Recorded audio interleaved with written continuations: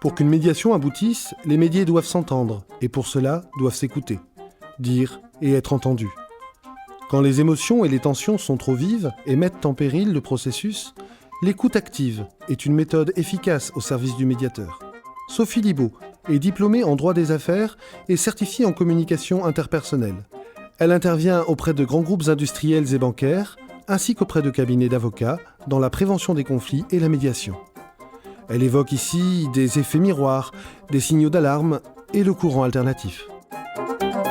Quand les médiés arrivent, ils sont dans leur état de tension et donc sont ce que moi j'appellerais en réactivité émotionnelle. C'est-à-dire qu'ils sont dans leurs problématiques avec tout ce que eux mettent comme enjeu dans l'approche de la difficulté rencontrée, du conflit rencontré.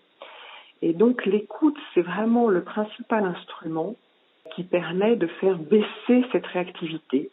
Et ça, c'est vraiment quelque chose d'extrêmement efficace et important. Comment ça fonctionne ? Nous, on fait de l'écoute qu'on appelle active dans la méthode Thomas Gordon, qui est vraiment reprendre les mots de la personne et refléter à la personne sa propre émotion et son propre ressenti. Et ça, on sait aujourd'hui, grâce aux neurosciences et à la neurobiologie, qu'il y a cet effet de miroir, de reflet, qui apaise l'émotion.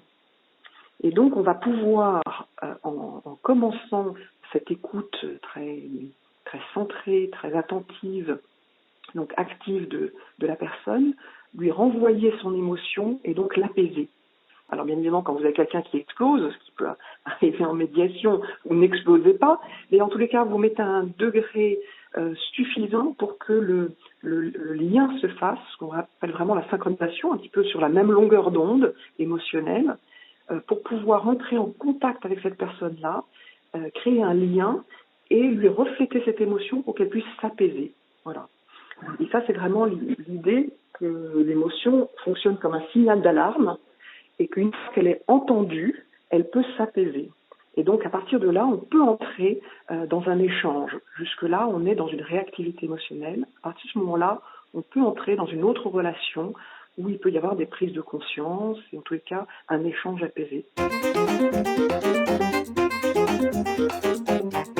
Cette pratique s'opère entre le médiateur et le médié, mais lorsque les deux médiés sont face à face avec le médiateur et qu'ils ne sont pas dans le même état émotionnel, cette écoute active peut également se développer de la part du médiateur. Ce qui se passe, c'est que notre rôle de médiateur, c'est vraiment d'être dans la triangulation.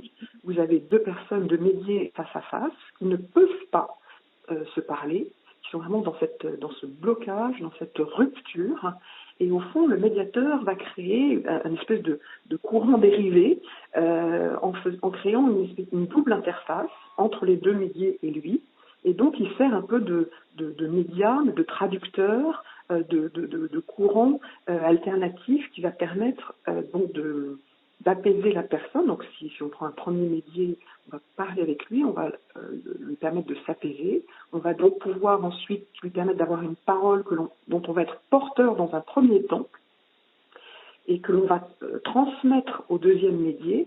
Et ensuite, on aura ce mouvement en réciproque avec le deuxième médié. Et donc, on va être porteur de leurs paroles, décodeur, traducteur, et en même temps au plus près possible de ce qui est exprimé, pour ne pas perturber et amener nous-mêmes des éléments supplémentaires, mais bien juste porteur de cette parole-là, la rendre accessible de l'un à l'autre. C'est vraiment ça notre rôle. Et notre rôle est vraiment réussi quand finalement on arrive à faire en sorte que les personnes étant apaisées, voyant que leur parole peut être audible et entendue par l'autre, petit à petit, la confiance se réinstaure entre les deux, la confiance en la possibilité de dire et d'être entendu. Et donc, les médias, à la fin, se parlent en direct. Et pour moi, la réussite, c'est quand je n'ai plus besoin d'être porteuse de la parole, mais que les médiés, au lieu d'être tournés vers moi, vont se tourner en face à face, parce que là, ça y est, le canal de communication entre eux deux est rétabli. Quelle est la différence entre une communication dans ce que vous appelez en message tu et en message je? De quoi s'agit-il?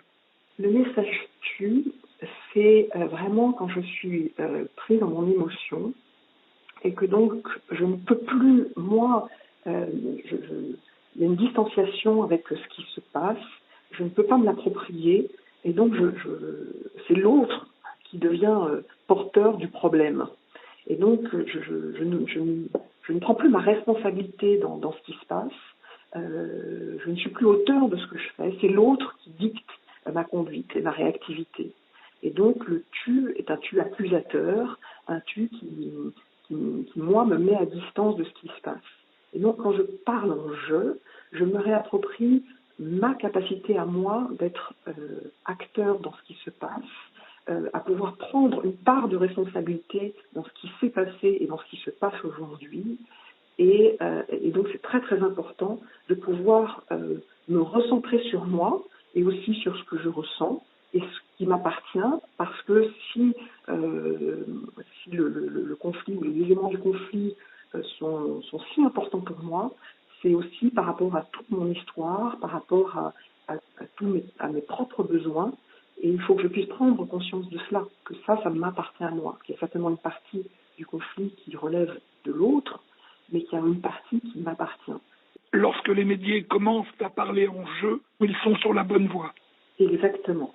Tant qu'ils sont non tu, ils se mettent à distance, ça ne dépend pas d'eux, donc finalement ils ne peuvent pas participer à la résolution et prendre en charge une partie du dénouement et de la recherche de solutions. Quand se parlent en jeu, ils se réapproprient leur capacité à participer à la résolution de conflits.